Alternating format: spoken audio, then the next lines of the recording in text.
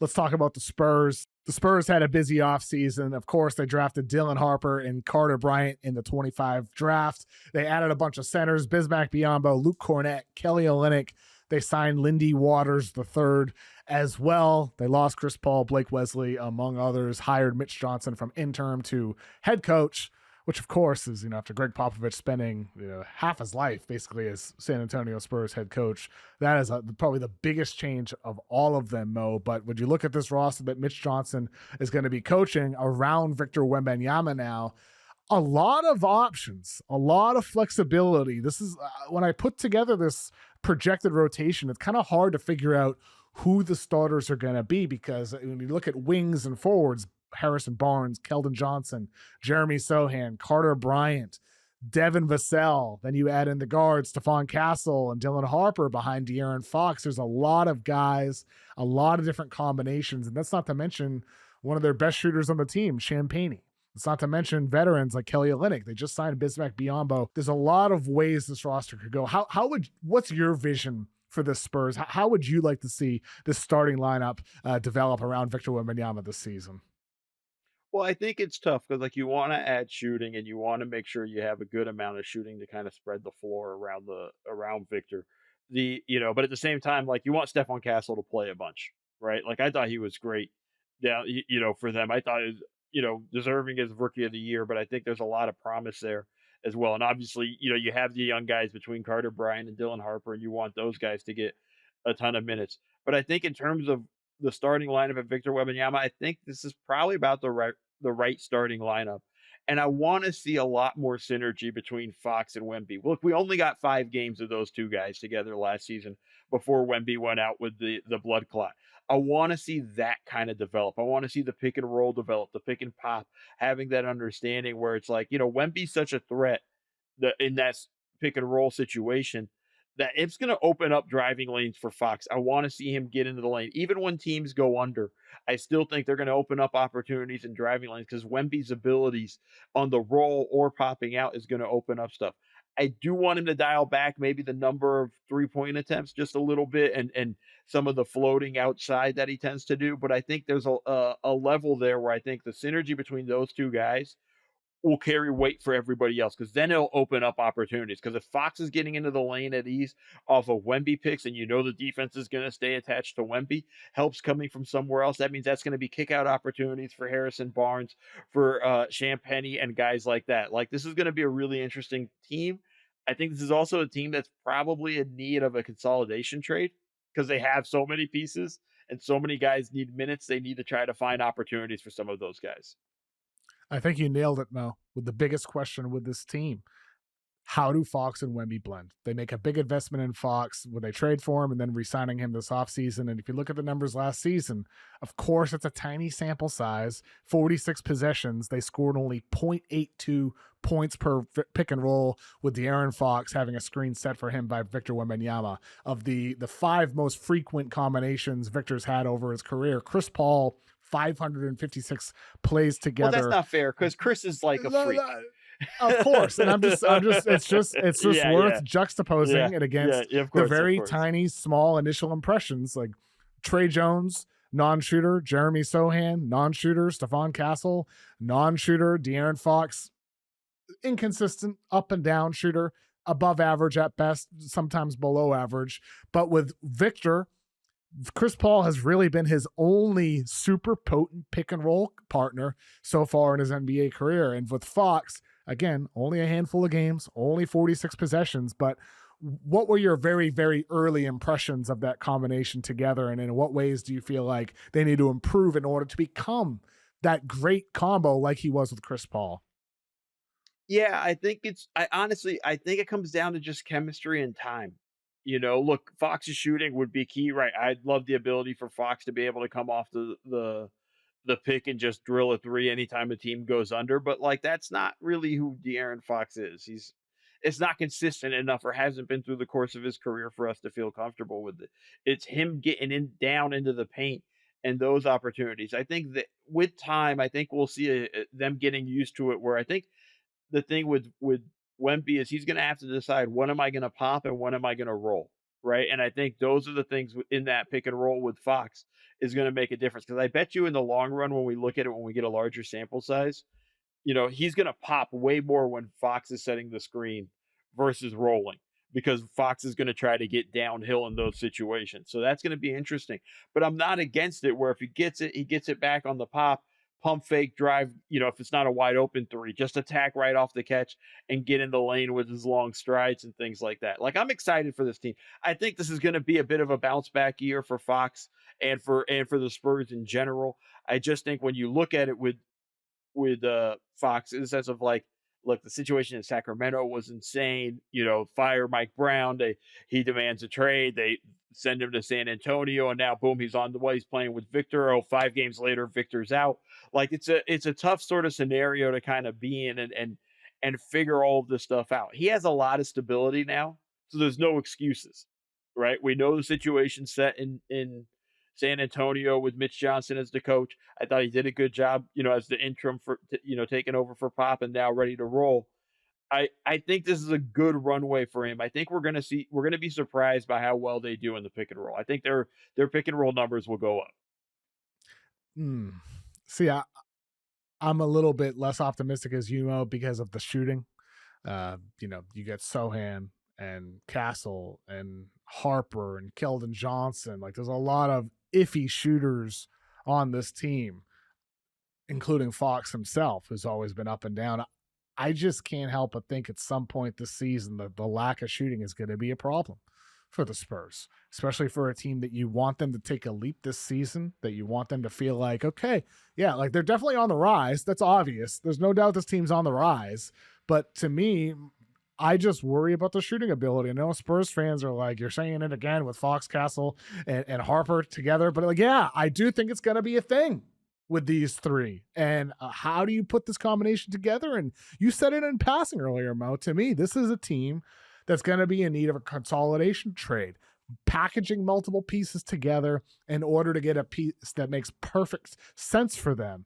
And, we talked about Lauri Markkanen as a trade target this season. Like to me, Lauri Markkanen is one of the types of guys that if I'm the Spurs, I'm like, yes, sign me up. Bring me Lauri Markkanen because of the shooting ability and everything he does on ball, off ball, motion, movement, passing. Like Lauri Markkanen fits anywhere and he brings exactly what the Spurs need with his shooting ability in the front court. So I that's where I kind of come down with. I think they're going to need a trade in part because of the lack of shooting, and Victor and De'Aaron Fox aren't going to be as potent as they should be able to be on paper with Fox's speed and downhill attacking and Victor being the alien that he is. Those guys should be one of the best combinations in the league. I don't think the roster around them is quite exactly what it needs to be for them to reach their potential. And that's where a trade's going to have to come in at some point this year or next summer. Yeah, and I'll put this though to you too. Beyond the pick and roll, I think they could do a lot of damage in dribble handoff games with the two of them. Oh yeah.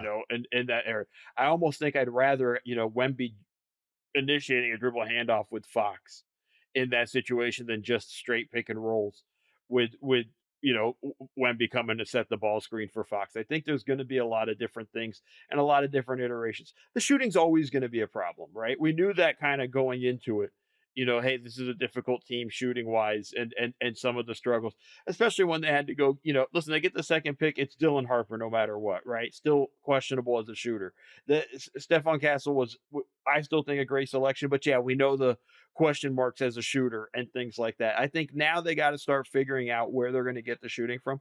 I think they'll pull it together. I think they'll cobble it together enough to be a playing team. I don't necessarily look at them as being a contender or if everything breaks perfectly, they'll be a top 6 team, but I don't see that happening. I see them making the leap in terms of going from, hey, we're competing to being a playing team. Because if they're healthy, the other side of it is they're going to be really damn good defensively. I think when you have, the situation with Wemby, then you Yeah. have Castle. I think they're going to be really good defensively that can make up for the lack of shooting. Oh yeah. I think there's no doubts their defense could be top 5, top 10, top 2, top 3 this year. I think that's a real possibility if Victor's playing 75 plus games for certain. And they have a lot of good supporting defensive pieces around him as well. but you got to score too. And we'll see what their offense looks like around him. Let's talk about the New Orleans Pelicans, Mo, to close out our Southwest Division preview. The Pelicans, not such a good team, but they're an interesting team considering the position that they're in here. They add Jordan Poole, sign Kevon Looney, a veteran, Sadiq Bey as well. They lose CJ McCollum, lose Kelly Olynyk, Bruce Brown as well. Their drafts, they take Jeremiah Fears. They trade up for Derik Queen. They draft Micah Peavy in the second round. So the Pelicans now, they're not a playoff team. They want to ideally compete, but in the Western Conference, they're not a serious team by any means. But their rotation, you look at the names on paper, just the names on paper. Missy at center with Kevon Looney backing him up, Zion, Herb Jones back healthy, hopefully, Trey Murphy, Jordan Poole, Jordan Hawkins, Jeremiah Fears, Derik Queen is a rookie. There's interesting names on this roster. But to me, I look at this team and I don't think anything makes sense here. To me, I don't think anything makes sense on this team with Poole being a guy who improved a bit last year in Washington, but has not shown winning qualities. To me, if you are actually trying to win with Zion Williamson, I feel like this whole roster is just a big incomplete, just a huge, big incomplete where Trey Murphy is really the only guy that you'd want to hang on to. And other than that, it's like, what can you feel certain about on this team, Mo? Nothing. Well, like, it's a good thing though, Kevin, at least that they have their draft pick next year. Oh, wait a minute. I mean, Mo, like, that's the situation why? they're in. Why? That's just, Why did they do that? I don't know. Why? This is the most confusing team, I think, in the NBA. Like, the things that frustrate me, there are times I look at teams and I go like, okay, I see what you're doing. I don't agree with it, but I understand what you're doing. I understand your strategy is. I look at this Pelicans team and how they've kind of built this team and the moves they've made, and I have no clue what the plan is. Right? Like, because this team is not going to compete in the West for a playoff spot. Like, it's just not. Zion's injury risk is always up there. I like Missy. Missy's been really good. Herb Jones and Trey Murphy, I really like those guys. I think those are really good pieces. Jordan Poole, you alluded to it. Like, actually had a pretty decent year in Washington. Nobody watched because it was Washington, but I think it's it's the situation. I'm just being honest, guys. I know. It's just a situation that you're in where he comes in and it's like, I don't even see the point. And then you draft Jeremiah Fears, who I like, but I'd rather just, hey, let's just turn it over to Jeremiah Fears. Let's live with his mistakes and go with it. But now it's going to be hamstrung with Jordan Poole in front of him. He's not going to get enough minutes to really kind of develop and show that stuff. I'm not sure how much Queen can play with Zion. Like, that's a situation that, like, this is a team where it's just like, you guys have a lot of pieces, but you have no idea what you're doing. And I have no idea how to put it together, and it's in a sense of like, I don't know what you're going to do if you're Willie Green, in terms of how you play, how you run through, who are you running your offense through? It's probably Zion, but at the same time, Jordan Poole's going to want to jack up a lot of shots. You're going to have a lot of, you need to make sure you're taking care of opportunities, getting opportunities for Herb Jones and Trey Murphy. Like, I feel like this is just a really weird situation to be in. If you're the Pelicans, Mo, are your intentions to flip Zion at some point, no matter how the year is going for him? Yeah, it's funny. One of my first appearances on your show here, we talked about that it was time to trade Zion. Like, I think the hope is that, hey, Zion's going to be, starts the season really well after, 30 something games, 40 games. We can try to flip him at the deadline, as I think the hope. And then Queen can kind of replace him right after that is the hope. And by the way, what's unfair to Derik Queen is he's going to be held up or compared to whoever gets drafted in his, next year with that pick, whether it's the actual Pelicans pick or the Milwaukee pick that conveys to Atlanta. They're going to constantly, that's going to be an albatross around his neck, of like, we traded this pick for this guy. And no matter how good he is, he has to really deliver on another level. And he's just not set up to. He's not set up to succeed. He's going to be playing behind Zion unless they find a taker for a trade. Which, by the way, Kevin, I don't know anybody that's really going to give up a whole lot for him when we know his injury history and all the problems that come with it. Like, I just feel like they're in a difficult spot It's an that they impossible created, spot that that they yeah, created. they created, and a brand new front office has made it worse with that trade moving up for Derik Queen.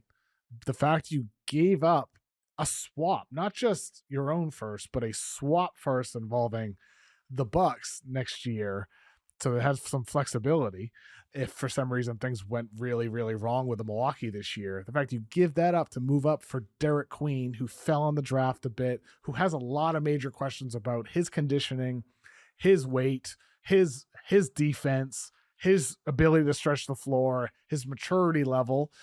He's a very, very raw player, Derik Queen is. And I think this year, I mean, I hope Pelicans fans are patient with him. But at the same time, as you said, Mo, the expectations and the pressure on him, considering the amount they gave up for him, is going to be significant.